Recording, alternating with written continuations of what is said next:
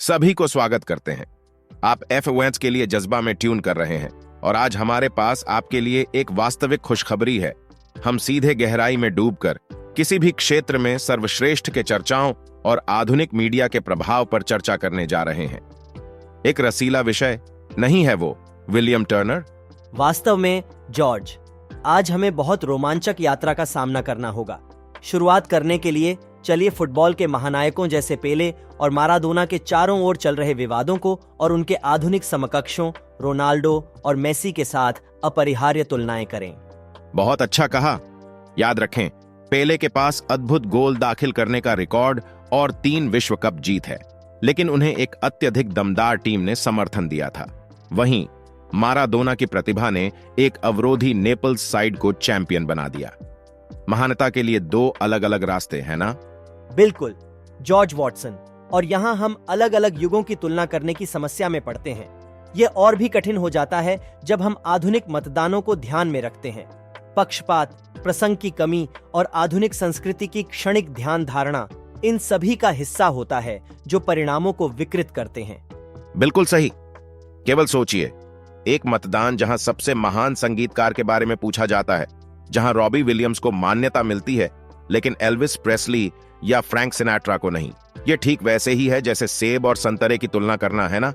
ठीक है जॉर्ज, अब चलिए फॉर्मूला 1 की दुनिया में बदलें।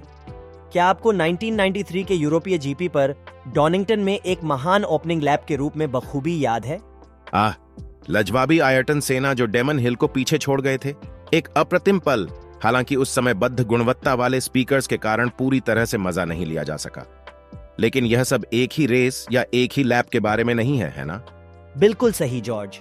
मुद्दे का मुद्दा है मीडिया और प्रशंसकों द्वारा लेविस हैमिल्टन जैसे ड्राइवर्स पर बेजार दबाव और मनोवैज्ञानिक विश्लेषण।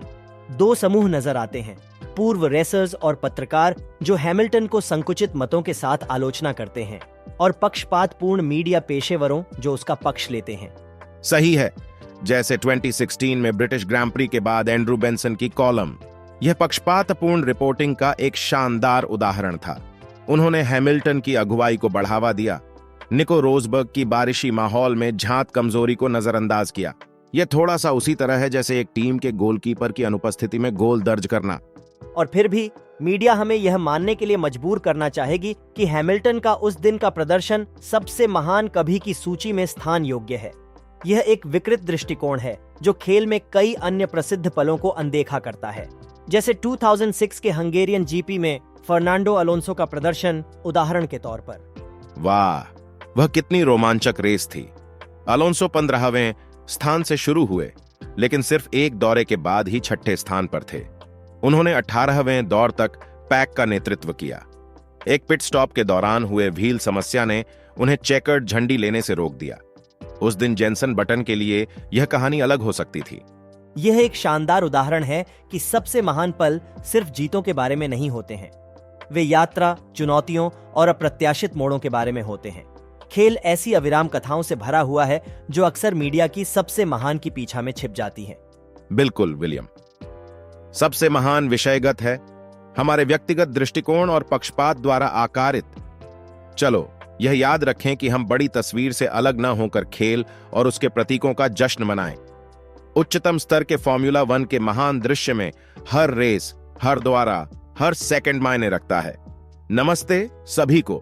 यह आपका निवासी पेट्रोल हेड जॉर्ज, जो इस गुरुवार की सुबह F1 के लिए जज्बा पर गियर चेंज कर रहा है। आमतौर पर मैं हमारे सामान्य होस्ट एंजो का सह पायलट होता हूं, लेकिन आज मैंने अपने विशेष गुरुवारी एपिसोड के लिए व्हील संभाल लिया है। नमस्ते सुनने वालों, मैं विलियम हूं, आपके लिए आज का टिप्पणीकार, यहां ताकि हमारी चर्चाओं में कुछ अतिरिक्त हॉर्स पावर जोड़ सकूं। बिल्कुल विलियम। अब हमारे नियमित सुनने वालों के लिए आप जानते हैं कि हमारे गुरुवार की सुबह के विशेष एपिसोड में हम फॉर्मूला 1 की दुनिया में ऐतिहासिक, भव्य और बेहद प्रभावशाली घटनाओं में डूबते हैं। और अगर आप यहां नए हैं तो आपको खुशी होगी। बिल्कुल सही जॉर्ज, और अगर आप हमारे तरह इंजन की ध्वनि और रबर जलते देखने का आनंद लेते हैं तो आपको निश्चित रूप से F1 के लिए जज्बा चैनल की सदस्यता लेनी चाहिए। ठीक है विलियम टर्नर, नए एपिसोड को कभी न छूने के लिए उन सूचनाओं को सक्रिय करना न भूलें। हमें एक टिप्पणी छोड़ें, पॉडकास्ट को अपने दोस्तों और परिवार के साथ साझा करें। आपका समर्थन ही है जो इस चैनल को सही रास्ते पर रखता है। ट्रैक की बात करते हैं जॉर्ज, आज हमारे एजेंडा में क्या है? अच्छा है विलियम, हम एक ऐसे विषय को हाथ में ले रहे हैं जो कई फॉर्मूला 1 प्रशंसकों के दिल के करीब है।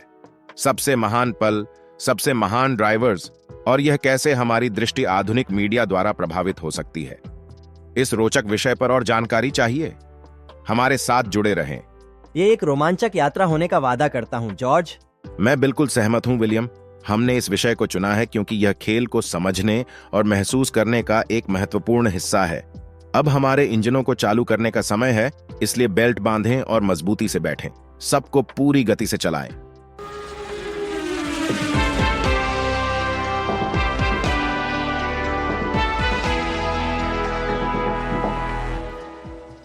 तो फिर सीधे मुद्दे पर आते हैं। हमारी साइट के एक अनुभवी योगदानकर्ता और पूर्व फॉर्मूला फोर्ड रेसर कार्लो हैं। मुख्य प्रवृत्ति कथनकों को चुनौती देते हैं। उनके लेख लुइस की एक पेशेवर प्रशंसा की खाली तारीफ में वे हमारे खेलीय महानायकों को कैसे मूल्यांकित और मनाते हैं, उसमें एक बाधा कर डालते हैं। मुझे कहना होगा, यह एक दिलचस्प पढ़ाई है। कार्लो केवल एक मोटरस्पोर्ट प्रशंसक नहीं है, उनके रेसिंग के पृष्ठभूमि से उनके पास अंदरूनी जानकारी है।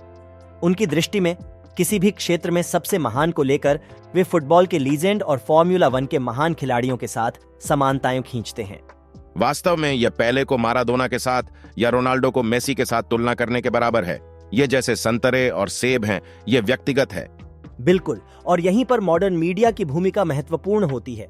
वे अक्सर ऐतिहासिक परिप्रेक्ष्य को विकृत करते हैं और तुलनाएं खींचते हैं जो शायद उन व्यक्तियों को न्याय नहीं देती हैं जिनके साथ ये तुलनाएं की जाती हैं। सही है। अब चलिए पेले और माराडोना के बारे में बात करें। दो फुटबॉल के महान खिलाड़ी। पेले ने 2022 में अस्थायी रूप से दुनिया को छोड़ दिया। उनकी उम्र बताई गई थी 82 साल। और दुख की बात है कि माराडोना हमें बस 2 साल पहले ही छोड़ गए। उनका फुटबॉल पर प्रभाव, उनकी महानता, यह अविवाद्य है। वास्तव में, और फिर भी जैसा कि कार्लो ने बताया है, हम उन्हें जैसे रोनाल्डो और मेसी जैसे मॉडर्न खिलाड़ियों के साथ तुलना करते हैं, उन्हें जैसे हम उन्हें मान्यता देते हैं, यह सब मीडिया के कथानकों के प्रभाव में होता है। यह एक विचारवादी दृष्टिकोण है। और यह और भी रोचक होता है जब हम फॉर्मूला 1 की दुनिया में आते हैं। लेकिन उसके बारे में बाद में। हमारे साथ बने रहें, हमारे पास और भी बहुत सारा रबर है जो जलाने के लिए है। अब एक कदम पीछे चलें और इसे कार्लो के दृष्टिकोण से देखें। वह एक फुटबॉल प्रशंसक नहीं है और वह इसके बारे में स्पष्ट रूप से बता रहे हैं। फिर भी वह इस चर्चा में एक अद्वितीय दृष्टिकोण लाते हैं। यह सच है, यह सिर्फ आंकड़ों या ट्रॉफीज के बारे में नहीं है। ये उन महानायकों के प्रभाव के बारे में है जो अपनी टीमों और खेल पर डाले। एक महान उदाहरण है माराडोना का इटली में बिताया समय। ठीक है, उनका प्रभाव एक कमजोर नेपल्स टीम को घरेलू चैंपियन बनाने में मदद की और उन्होंने नौजदरी विश्व कप में अर्जेंटीना को ग्लोरी दिलाई। वह सिर्फ एक खिलाड़ी नहीं थे, वह एक खेल बदलने वाले एक कैटलिस्ट थे। हाँ, और कार्लो का पेले के बारे में दिया गया विचार भी महत्वपूर्ण है। ब्राजीली महानायक का अद्भुत रिकॉर्ड है, लेकिन वह एक दुर्गम टीम का हिस्सा थे। इसका मतलब यह नहीं है कि उनकी उपलब्धियों को कम किया जाए, बल्कि परिस्थिति को समझने का है। यह सब बड़ी तस्वीर के बारे में है ना? टीम, युग, परिस्थितियां। यह फॉर्मूला 1 के साथ भी ऐसा ही है। ड्राइवर महत्वपूर्ण है, लेकिन टीम, कार, तकनीक भी हैं। ओह नहीं। और यही चुनौती है जब हम किसी क्षेत्र में सर्वाधिक महान के बारे में बात करते हैं। यह एक आयामी विवाद नहीं है, यहां बहुत सारे कारक होते हैं। यही कारण है कि ये विचार विमर्श इतने विवादास्पद और रोचक होते हैं। बिल्कुल सही। यह एक उच्च गति वाला वाद विवाद है जहां हर कोने पर मोड़ और घुमाव होते हैं। तो सुनने वालों, तैयार रहें, हमारी रोचक टॉपिक की यात्रा अभी भी जारी है। यहां एक छोटा सा अल्प विराम लेने के लिए हम जो विचार चर्चा कर रहे हैं वे कार्लो द्वारा लिखित लुइस की खाली प्रशंसा नामक एक लेख से हैं। मैंने जज 13 वेबसाइट पर इस विचारवंत लेख को पढ़ा जो बताया गया था कि यह 24 जनवरी 2027 को प्रकाशित हुआ था। जज 13, हाँ, एक विश्वसनीय स्रोत जिसमें विचारशील लेख और दृष्टिकोणों की भरमार होती है। यह फॉर्मूला 1 समुदाय में कई लोगों की पसंदीदा है। बिल्कुल। जब बात सबसे महान के रूप में किसी विषय पर आती है तो सूचनाओं को संदर्भित करना हमेशा महत्वपूर्ण होता है। पूरी तरह सहमत हूँ। जज 13 जैसे प्रतिष्ठित स्रोतों का उपयोग करना सुनिश्चित करता है कि हम हमारी चर्चाओं को विश्वसनीय जानकारी पर आधारित कर रहे हैं। ठीक है, आप सही कह रहे हैं। अब हम फॉर्मूला 1 की दुनिया में हमारी रोलर कोस्टर यात्रा पर वापस आते हैं और उसके महानतम प्रतीकों के चारों ओर चर्चा करते हैं। यह दिलचस्प है कि कार्लो कैसे युगों के बीच तुलना करने के खतरों को उजागर करते हैं। जैसा कि हम फॉर्मूला 1 में देखते हैं, फुटबॉल में सबसे महान के मुद्दे भी सालों के साथ बदल गए हैं। हम पेले और माराडोना के युग से इस वर्तमान युग में चले गए हैं, जहां रोनाल्डो और मेसी हैं। बिल्कुल सही। सभी खेल के व्यक्तित्व, वे सभी अपने तरीके से अद्वितीय हैं। उन सभी का अपना अपना शानदार समय रहा है जब वे सबके सामने चमकते रहे हैं। फिर भी कहानी समय और पीढ़ी के साथ बदलती रहती है। और यही समस्या है, सही है ना? जब हम आधुनिक तरीकों का उपयोग करते हैं, जैसे सोशल मीडिया वोटिंग, तो हमें सबसे महान को मापने के लिए अवितरित परिणाम मिलने की संभावना होती है। बहुत सत्य है। ये वोटिंग आमतौर पर युवा आबादी को आकर्षित करती है और वे अपने जीवन काल में जो देखा है उस पर आधारित वोट करने की संभावना है।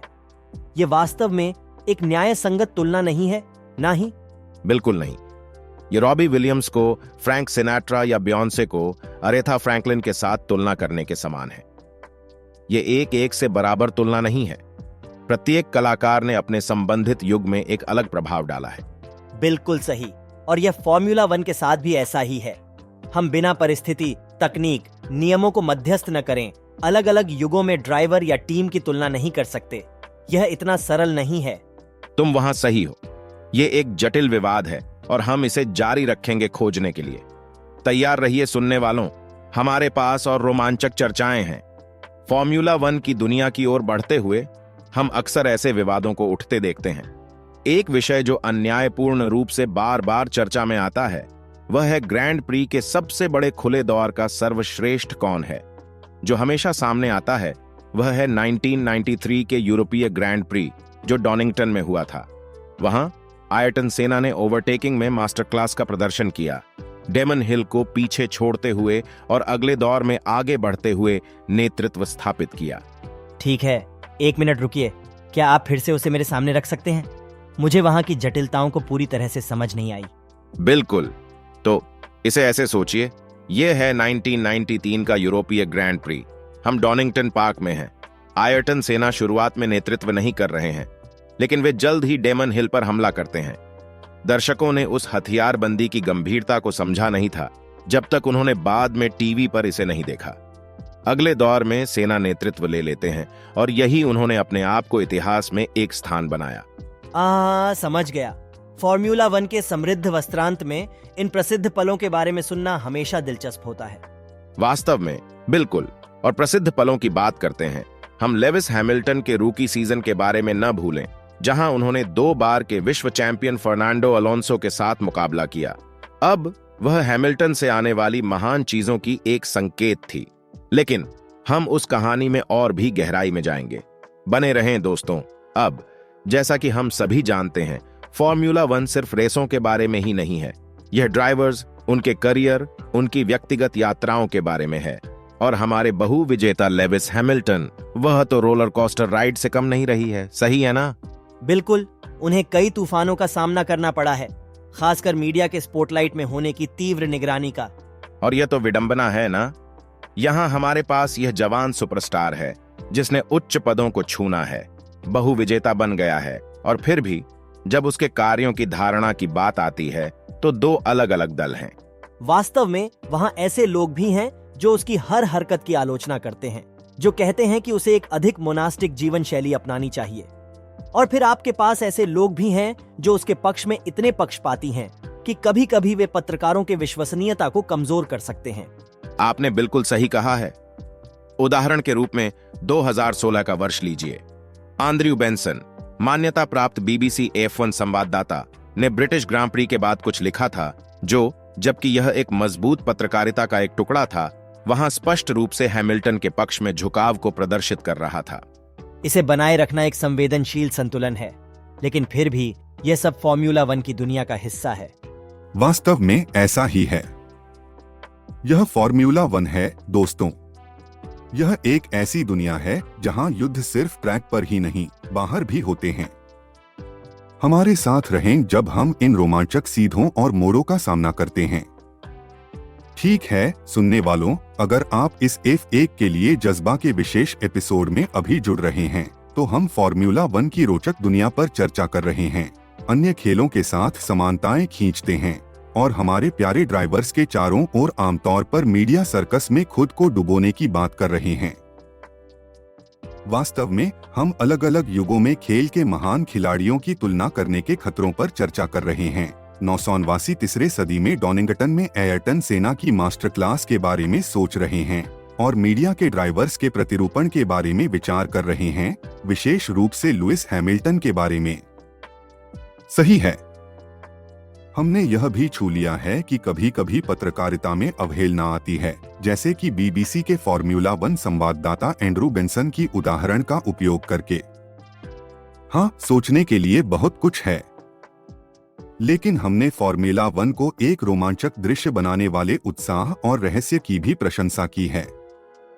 अंततः यह सिर्फ रेसों के बारे में नहीं है, यह कहानियों, नाटक, चरित्रों के बारे में भी है। बिल्कुल सही। तो प्रिय सुनने वालों, जैसे हम फॉर्मूला 1 की तेजी से भरी एक्शन पैक्ड दुनिया में अपनी यात्रा जारी रखते हैं, तो बैठ जाइए, बने रहें। प्रसिद्ध पलों की बात करते हैं। चलिए हम वापस जाते हैं ब्रिटिश ग्रैंड प्री 2016 में। जब सेफ्टी कार रास्ते से हट गई, तब लुइस हैमिल्टन ने एक शो दिखाया। मेरा मतलब है, जब वे लफीड तक पहुंचे थे, तब उन्होंने एक प्रभावशाली 2 सेकंड की अगुवाई बना ली थी। वास्तव में यह 3 सेकंड थे, न कि 2। मेरी गलती। सुधार के लिए धन्यवाद। हाँ, यह वास्तव में एक आश्चर्यजनक 3 सेकंड थे। जब आप स्थितियों को विचार करते हैं, तो यह बहुत अद्भुत है। ट्रैक गीला था, दृश्यता खराब थी, लेकिन हैमिल्टन निराश नहीं हुए। वे सिर्फ आगे बढ़े, हर कोने के साथ अपनी अगुवाई बढ़ाते रहे। यह बहुत ही प्रभावशाली था और गीला मौसम सिर्फ नाटक में 4 चांद लगा दिया। ऐसी चुनौतीपूर्ण स्थितियों को ड्राइवर्स कैसे संघर्ष करते हैं, यह देखना हमेशा रोमांचकारी होता है। बिल्कुल यह वही है जो फॉर्मूला 1 को एक रोमांचक खेल बनाता है। लेकिन हैमिल्टन की ओर वापस आते हैं। मुझे यह जानना है कि उनकी अगुवाई कितनी मात्रा में गीले में उनके कौशल और कितनी मात्रा में निको रोजबर्ग की संघर्षों के कारण थी। यह एक उचित बात है। हम सभी याद रखते हैं रोजबर्ग के उदासीन प्रदर्शन को बारिस्ट जापानी ग्रां प्री में और बारिस्ट मोनाको ग्रां प्री में जो हुआ था। हाँ, वास्तव में फॉर्मूला 1 अपनी खुद की कमियों को पार करने के साथ साथ दूसरों की कमियों का लाभ उठाने के बारे में भी है। और उसी बात पर चलते हुए हमारी कथा के साथ आगे बढ़े। बने रहें दोस्तों। अब यहाँ मैं कुछ छूना चाहता हूँ। कुछ लोग कहते हैं कि 2016 में सिल्वरस्टोन पर हैमिल्टन का प्रदर्शन अत्यधिक हाईपेड था। मेरा मतलब है, पहले चक्र के आधे में वह 3 सेकंड से आगे था, लेकिन चक्र के अंत तक उसने अपनी अगुवाई को केवल 0.7 सेकंड बढ़ाया था। यह एक दिलचस्प बात है, लेकिन यह ध्यान में रखना योग्य है कि एक ट्रैक के सभी हिस्सों में समान मायने से आगे बढ़ने के अवसर नहीं होते हैं। कुछ खंड में अधिक मोड़ हो सकते हैं, उदाहरण के लिए, या एक सतह जो गीले हालात में नेविगेट करने में कठिन हो सकती है। यह तो सही है, लेकिन फिर भी उत्साह क्यों? जब यह मूल रूप से एक आधे चक्र के खिलाड़ी के खिलाफ था, जो मान लें गीले हालात में सर्वश्रेष्ठ नहीं था, तो इसे सबसे महान चक्रों में से एक के रूप में क्यों कहें? यह एक मान्य प्रश्न है। शायद यह चक्र स्वयं के बारे में इतना नहीं है, बल्कि परिस्थिति के बारे में है। रेस सुरक्षा कार की अवधि के बाद यह रेस फिर से शुरू हुई थी, संदर्भ में चुनौतीपूर्ण थी, और हैमिल्टन ने फिर भी अपनी अगुवाई को बढ़ाया। क्या यह उनके रूप में एक वाहन चालक के कौशल की बात नहीं करता? अच्छा, जब आप ऐसे कहते हैं तो यह वाकई भव्य लगता है, लेकिन मुझे बस यह अनुभूति नहीं जा रही है कि हम एक ऐसे चक्र के लिए बहुत ज्यादा स्वामित्व दे रहे हैं जो शायद सबसे अधिकांश मामूली ही था। ठीक है, यह बिल्कुल सही है। हमें हर बात पर सहमत होने की जरूरत नहीं है। महत्वपूर्ण बात यह है कि हम खुले मन से सोचें और विभिन्न दृष्टिकोणों को मान्यता दें। आप बिल्कुल सही हैं, मैं इस पर विचार जरूर करूंगा। फॉर्मूला 1 एक जटिल खेल है और एक रेस को व्याख्या करने के कई तरीके हैं। यही वह चीज है जो इसे इतना रोचक बनाती है। बड़ी ही मजेदार बात है, कुछ लोग यह दावा करते हैं कि सबसे महान ओपनिंग चक्र का शीर्षक न तो 2016 में सिल्वरस्टोन पर हैमिल्टन का था, न ही 93 में डॉनिंगटन पर सेना का। वास्तव में वह फर्नांडो अलोंसो का था, जो 2006 में हंगेरियन ग्रां प्री में हुआ था। हाँ, वह सिर्फ एक चक्र में 15वें स्थान से 6ठे स्थान तक पहुंच गए थे ना? वास्तव में ऐसा ही हुआ था और 18वें चक्र तक वह आगे थे। अगर केवल उनकी टीम ने पिट स्टॉप के दौरान उनकी पहिया सही ढंग से बंद की होती तो वह रेस जीत लेते। खेल में एक सच्चा अगर का पल था। उस रेस में जेनसन बटन की पहली जीत हुई थी, लेकिन अगर अलोंसो का पहिया सुरक्षित रखा जाता तो बटन की फॉर्मूला 1 की कहानी बहुत अलग हो सकती थी। यही इस खेल की सुंदरता है ना, यह ट्रैक पर और बाहर घुमावदार है। हर निर्णय, हर पल एक रेस और कभी कभी एक ड्राइवर के करियर का मार्ग बदल सकता है। बिल्कुल सही। और ये कहानियां, ये पल ही हमें और आकर्षित करते हैं। फॉर्मूला 1 सिर्फ एक खेल ही नहीं, ये एक कथा है। बहुत अच्छी बात कही है, यह वास्तव में एक कथा है। हम यहाँ हैं ताकि आपको सभी रोमांचक चर्चाओं और विश्लेषण का आनंद मिले, ऊंचाइयों और नीचाइयों, विजयों और दिल टूटने के पलों के साथ। तो दोस्तों, F1 के लिए जज्बा पर और रोचक चर्चाओं के लिए बने रहें। उस डायल को छूने मत देना। तो आज के विशेष एपिसोड F1 के लिए जज्बा से हम अलविदा कह रहे हैं। हमने कुछ ऐसे फॉर्मूला 1 के रोमांचक ओपनिंग लैप्स के माध्यम से यात्रा की है और उनके पीछे की कथाओं में खुद को डूबा है। चाहे आप एक अनुभवी फॉर्मूला 1 प्रशंसक हों या खेल के नए आगंतुक हों, हमें आशा है कि आपने आज की चर्चा का आनंद उतना ही लिया होगा जितना हमने किया है। और अगर आपके पास सबसे बढ़िया ओपनिंग लैप्स पर कोई रोचक दृष्टिकोण या अलग थलग राय हो तो हमें सुनने में खुशी होगी। इसलिए हिचकिचाहट न करें, नीचे एक टिप्पणी छोड़ दें और कौन जानता है, आपका दृष्टिकोण हमारे अगले विवाद के विषय बन सकता है। सदस्यता लेना और नोटिफिकेशन घंटी को दबाना न भूलें। हमारे पास इससे भी बहुत कुछ है और आप इसे छोड़ना नहीं चाहेंगे। इसे फैलाएं और हमारे चैनल को दूसरे मोटरहेड्स के साथ साझा करें। और हाँ, मुझे लगता है कि हमारे प्यारे दोस्त एंजो को यह एपिसोड पसंद आएगा। बिल्कुल। और आगे देखने के लिए बातें करते हैं। यह कहना है कि हमारे पास पाइपलाइन में कुछ रोमांचक चर्चाएं हैं, लेकिन यहाँ कोई स्पॉइलर नहीं। जानने के लिए आपको संबंधित रहना होगा। हम आपके समर्थन के लिए अत्यंत कृतज्ञ हैं। हम आपको और रुचिकर सामग्री और फॉर्मूला 1 की दुनिया में गहराइयों में उतरने का इंतजार नहीं कर सकते। अगले एपिसोड तक याद रखें, जॉर्ज वॉटसन और विलियम, मेटल को पेडल दबाएं, सड़क पर अपनी नजर बनाए रखें। हमारे चैनल की सामग्री सोने की तुलना में है।